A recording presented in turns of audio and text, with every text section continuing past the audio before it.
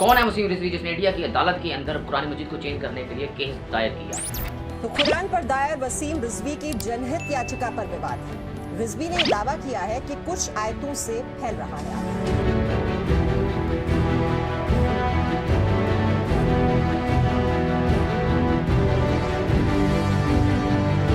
इन आयतों को कुरान में बाद में शामिल किया गया, ये रिजवी कह रहे हैं।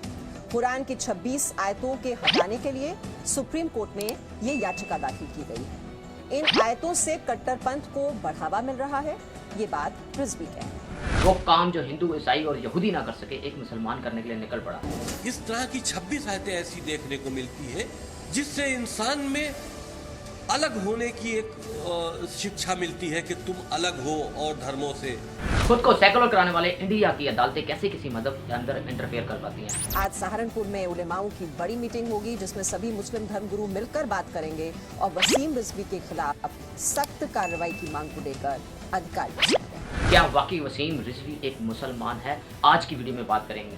जो भी वो ऐसा कह रहा है वो नजिस है, वो इस्लाम का जो है वो मुखालिफ है, इस्लाम का दुश्मन है, इस्लाम दुश्मन का एजेंट है। अस्सलाम वालेकुम, मैं हूं इमरान अहमद और आप देख रहे हैं नॉलेज टीवी। आज की इस वीडियो में हम बात करेंगे कौन है वसीम रिजवी जिसने इंडिया की अदालत के बीच में इतना बड़ा केस दायर कर दिया। मैं वसीम रिजवी पर हजार नहीं, लाखों नहीं, करोड़ों लानत भेजता हूँ। मैं नहीं, तमाम मुसलमान उस पर लानत भेजते हैं। जी हाँ नाज़रीन, एक ऐसा शख्स है इंडिया में जिसने मुसलमानों की सबसे मुकद्दस चीज़ कुरान मजीद के खिलाफ इंडिया की अदालत में एक केस दायर कर दिया है कि इसमें 26 ऐसी आयात मौजूद हैं जो मुसलमानों को दहशतगर्दी के ऊपर उकसाती हैं। इस तरह की 26 आयतें ऐसी देखने को मिलती है, तुम कत्ल करने के लिए तुमको छूट दी गई है, काफिरों का कत्ल कर दो। जी हाँ नाज़रीन, इंडिया की अदालत में एक शख्स ने एक केस दायर किया है कि कुरान मजीद में 26 से ज़्यादा आयात ऐसी हैं जो मुसलमानों को दहशतगर्दी के ऊपर उकसाती हैं। उनको हटाने के लिए उस शख्स ने इंडिया की अदालत में एक केस दायर किया और उससे बड़ी हैरानगी की बात यह है कि इंडिया की अदालत ने उस केस को एक्सेप्ट कर लिया और मुसलमान उलमा को नोटिस भेजा है कि वो इन बातों का जवाब दें, जिसकी वजह से पूरी दुनिया के मुसलमान हैरान हैं कि खुद को सेकुलर कहने वाला है इंडिया कैसे किसी मजहब के अंदर इंटरफेरेंस कर सकता है, कैसे किसी मजहब के अंदर दखलंदाजी कर सकता है। पहले भी बहुत कुछ बोला है, तो उसने अब ये नया काम जो किया है, कुरान की 26 आयतें टेररिज्म सिखा रही जो बोला है, और उसके बाजू ठहरा हुआ उसका जो एडवोकेट है उसने कहा कि ये देश के खिलाफ प्रॉक्सी वार सिखाने की बातें हैं इसमें, और हम संविधान के दायरे में रहते हुए संविधान से ही कुछ चीज़ें जाने हैं और ऐसा चैलेंज कर सकते हैं। उस एडवोकेट ने कहा, मैं अल्लाह का ग़ुलाम, एक हिंदुस्तानी मुसलमान, जमात अहले हदीस का खादिम, शेख रिजवानुल्लाह रियाजी हफिज़हुल्लाह ने ऑल इंडिया जमीयत अहले हदीस काउंसिल के तरफ से मुझे नेशनल स्पोक पर्सन जो बनाए हैं, मैं बोल रहा हूँ इंशाअल्लाह कि हम इस PIL के अपोजिट में वसीम रिजवी के इस 26 आयतों के ख़िलाफ़ जो PIL डाला, इसके ख़िलाफ़ में हम इंशाअल्लाह हमारे एडवोकेट से बात करके हम अपोजिट में ठहरेंगे उस PIL की। हम भी जो है इंशाअल्लाह ये जनहित याचिका, ये PIL के अपोजिट में हम जाकर सुप्रीम कोर्ट में हमारे एडवोकेट के ज़रिए से जो सच्चाई है इस्लाम की वो रखने की पूरी कोशिश करेंगे इंशाअल्लाह। सबसे पहले तो आपने ये बात याद रखनी है कि ये शियों और सुन्नियों को आपस में लड़ाने की एक साजिश है, क्योंकि वसीम रिजवी का पूरा नाम सैयद वसीम रिजवी है और ये एक शख्स ऐसा शख्स है जो इंडिया की एक स्टेट यूपी यानी कि उत्तर प्रदेश, जहाँ का कैपिटल लखनऊ है, वहाँ का शिया की जो मजलिस होती है उसका स्टेट का हेड भी रह चुका है और ये तशी था। लेकिन इसने कुछ ऐसी हरकतें की जिसको सुन्नी तो क्या, शियों ने भी इस्लाम दायरा इस्लाम से बाहर खारिज कर दिया। इसकी एक फिल्म जिसका नाम है राम की जन्मभूमि, उसमें इसने एक ऐसा क्रिटिकल फिल्म बनाई है जिसका मैं आपको ट्रेलर भी दिखा देता हूँ, जिसमें मुसलमानों को, इंडिया के मुसलमानों को बहुत ज़्यादा डिग्रेड किया गया और उनको पाकिस्तान से फंडेड दिखाया गया, जबकि शिया, इंडिया के जो शिया हैं उनको हिंदुओं के साथ दिखाया गया है। इसकी कुछ तस्वीरें हैं, ये भी मैं आपको दिखा देता हूँ। ये भी वहाँ के जो बड़े बड़े पंडित हैं, सुब्रमण्यम स्वामी जो है उनके साथ बैठा हुआ, उनके पैरों में बैठा हुआ, उनके चरणों से पूरा ये मुकम्मल तौर पे शख्स एक बीजेपी का एक पालतू कुत्ता है। इसका मुसलमानों के साथ, अहले तशी के साथ, सुन्नी के साथ, किसी भी मुसलमान के साथ किसी किस्म का कोई ताल्लुक नहीं है। ये सिर्फ एक बीजेपी का कुत्ता, एक दहशतगर्द है जो मुसलमानों में, शियों में, मुसलमानों में यानी कि नफरत फैलाने की कोशिश कर रहा है, उनको बदनाम करने की कोशिश कर रहा है। ये बात मैं नहीं कह रहा, ये अहले हदीस भी कह चुके हैं, ये अहले तशी भी कह चुके हैं और ये अहले सुन्नत भी कह चुके हैं। इसलिए याद रखना है कि ये जो भी स्टेटमेंट दी जा रही हैं ये शिया और सुन्नी फसाद कराने हैं। इसलिए किसी भी इसके नाम को लेकर किसी गलत फहमी में ना आइएगा ये कोई अहले तशय्युह की साजिश है। अहले तशय्युह इसे 2 साल पहले ही मुसलमान से खारिज कर चुके हैं। सुन्नी तो उसके वैसे बहुत खिलाफ हैं, क्योंकि सुन्नियों के खिलाफ ये बहुत सारी बातें इसने एक ऐसी फिल्म बनाई है जिसको आप जिसका नाम है आयशा, और हजरत अम्मा आयशा के ऊपर बनाई है। उस फिल्म में इसने ऐसे ऐसे सीन डाले हैं जो कोई मुसलमान तो क्या शायद कोई हिंदू भी उसको सोच ना सके। उस फिल्म में इसने हजरत आयशा से रिलेटेड ऐसे सीन डाले हैं और इसी वजह से वो फिल्म बैन होगी। लेकिन अपनी तरफ से इसने कोई कसर नहीं छोड़ी थी हजरत अम्मा आयशा की बेहुरमती करने के लिए। ये शख्स सुन्नियों के लिए तो वाजिबुल कत्ल है। अहले तशय्युह भी इसको आज नहीं तो कल वाजिबुल कत्ल करार दे देंगे।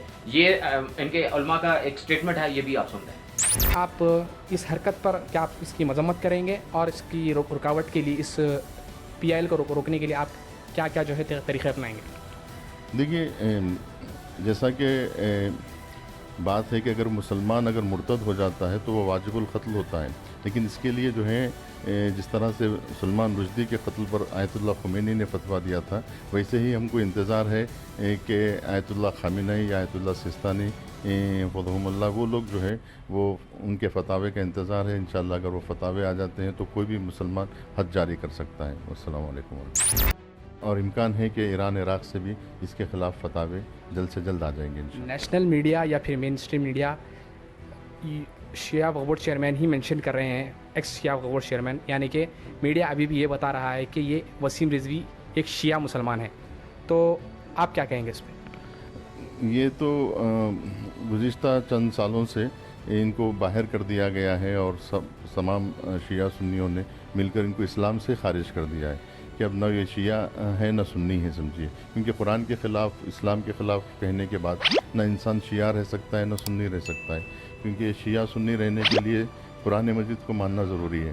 कुरान मजीद का जो मुनकिर होता है वो मुसलमान ही नहीं रहता है, तो लिहाजा हम उनको न शिया कह सकते हैं न सुन्नी कह सकते हैं। लगता यह है कि जिन लोगों ने सलमान रुश्दी को और तस्लीमा नसरीन को फंड किया था ताकि रसूल करीम की तौहीन पर मबनी किताबें लिखी जाएं और पूरी दुनिया के अंदर इस्लाम और रसूल इस्लाम का तमस्खुर उड़ाया जाए, उन्हीं लोगों ने आज इस वसीम रिजवी नाम के शख्स को उसी तरह से फंड किया है। राम की जन्मभूमि में ये शख्स खुद एक एक्टर भी है, इसने उसमें एक्टिंग भी की है और ये डायरेक्टर भी है। फिल्म इसने खुद बनाई है और इसको फंड जो है खुद जो शिया आलिम है वो बता रहे हैं कि जैसे सलमान रुश्दी को बाहर की ताकतों ने फंड दिए हैं, इस तरह इसको भी उन्हीं ताकतों ने फंड दिए हैं कि मुसलमानों में हुज़ूर सल्लल्लाहु अलैहि वसल्लम इस्लाम के खिलाफ एक नफरत पैदा करे। और ये बाबरी मस्जिद तो खून बहाने का सबब बन गई है। हमें ये हिंदुओं को वापस कर देनी चाहिए। वाह जनाब, वो हमारे अल्लाह का घर है। आप शिया हैं, अपने इमाम बाड़ों की फिक्र कीजिए। मस्जिद का मसला हम खुद हल कर लेंगे। जाइए, तशरीफ ले जाइए यहाँ से। जाते जाते एक बात और बता दूं जफर खान, मेरे हिसाब से इस मुल्क का 95% मुसलमान इस मामले में हिंदुओं के साथ में है। अरे ये बीजेपी का एक पालतू कुत्ता है और उनको, जिसको हमारे यहाँ जुबान में कहते हैं कि टीसी करने के लिए ये कुछ भी कर सकता है। होते हुए भी वसीम रिजवी साहब ने हम हिंदू भाइयों के लिए जो कुछ भी किया है, मेरा मतलब है मंदिर निर्माण के लिए जो भी किया है, वो एक अद्वितीय उदाहरण है। यहाँ तक कि मेरी जमानत भी वसीम साहब ने ही करवाई है। इसलिए मैं आप सबके सामने उनको धन्यवाद देता हूं। इसने राम बंदर बनाने, बाबरी मस्जिद को गिराने में इस शख्स ने हिंदुओं का बहुत ज़्यादा साथ दिया। और ये आप न्यूज़ देख लें इंडिया की न्यूज़ में आपको पता चल जाएगा कि ये राम मंदिर बनाने और बाबरी मस्जिद को शहीद करवाने में इस शख्स का कितना अहम किरदार था। ये एक बीजेपी का पालतू कुत्ता है। ये सिर्फ मैं नहीं कह रहा, ये साबित है इसकी हरकतों से, और ये बीजेपी पार्टी को सपोर्ट करता है। इससे ज़्यादा इसका कोई किरदार नहीं है। फिर याद रखिएगा, इसका अहले तशय्युह से, इसका मुसलमान होने से किसी किस्म का कोई ताल्लुक़ नहीं है। सिर्फ नाम के साथ से आपने अंदाज़ा नहीं लगाना कि ये मुसलमान है। जैसे तारिक फतेह है, वो वहाँ पे जाके इंडिया जाके बकवास करता है, इस्लाम को वो छोड़ चुका है और पैसों के बाहर के फंड के ऊपर वो पलता है एक पालतू कुत्ते की हैसियत से। इसी तरीके से ये वसीम रिजवी जो है ये उल्टी सीधी फिल्में बनाने की कोशिश करता है। पहले इसने जो फिल्म बनाई वो भी नहीं चली, दूसरी बनाई वो बैन हो गई, उसको रिलीज़ नहीं किया गया। इसलिए इसने एक ये नया ही शोशा छोड़ा है कि कुरान मजीद में इसने कुछ ऐसे के ऊपर केस करने की ऐसी कोशिश की है। और मुझे हैरानगी इस बात की है कि इंडिया की अदालत ने उस केस को फाइल कैसे कर लिया, उसको सुनवाई के लिए सुन कैसे लिया। ये एक बहुत बड़ी हैरानगी की बात है। खुद को सेकुलर कहने वाला है इंडिया, कुछ शर्म करो। कितने मुसलमान हैं पूरी दुनिया में, अपनी जग हिसाई ना करो कि आप किसी की मजहबी किताब में कुछ तरमीम करने की कोशिश करें, आप उसके ऊपर कोई केस सुने। ये सुनने वाली बात, ये समझ में आने वाली बात नहीं है। इससे ये बात वाज़ह लगती है कि इंडिया में इस टाइम इस्लामोफोबिया कितना तेज़ी से फैल रहा है। तो मेरी आप लोगों से रिक्वेस्ट है, स्पेशल मेरी आप लोगों से रिक्वेस्ट है कि आपने शिया सुन्नी मामले में बिल्कुल नहीं पढ़ना। इस शख्स का शिया सुन्नी से कोई ताल्लुक़ नहीं है। ये वीडियो दूसरों तक शेयर करें ताकि इस शख्स की हकीकत जो है दूसरों तक आए। ये शख्स एक फ़िल्म डायरेक्टर भी है, सिर्फ 2 ही फिल्में बनाई हैं इसने और किसी किस्म की कोई फिल्म नहीं बनाई। होता है कि कोई बंदा फिल्म बना रहा है, एक फिल्म डायरेक्टर है, वो फिल्में बनाता रहता है, तो कोई एक आध फिल्म उसने ऐसी बना दी उल्टी सीधी। लेकिन इस शख्स ने 2 ही फिल्में बनाई हैं, एक राम की जन्मभूमि और एक आयशा। दोनों ही इस्लाम के ख़िलाफ़ थी, मुसलमानों के ख़िलाफ़ थी। और जो आयशा थी, हज़रत आयशा के ऊपर इसने जो फिल्म बनाई, तौबा तौबा तौबा, इस शख्स के ऊपर लानत पड़े। इस मनहूस के ऊपर फिल्म में बनाया, इसने दिखाया। तो अगर वीडियो अच्छी थी तो लाइक कर लें, दूसरे तक पहुँचाने के लिए शेयर करें। इसके साथ ही मुझे इजाज़त दीजिएगा और दुआ कीजिएगा अल्लाह ताला इस शख्स के ऊपर लानत भेजे और अल्लाह ताला भेजेगा, इसका हाल वो होगा कि दुनिया इसका तमाशा देखेगी। अल्लाह हाफ़िज़।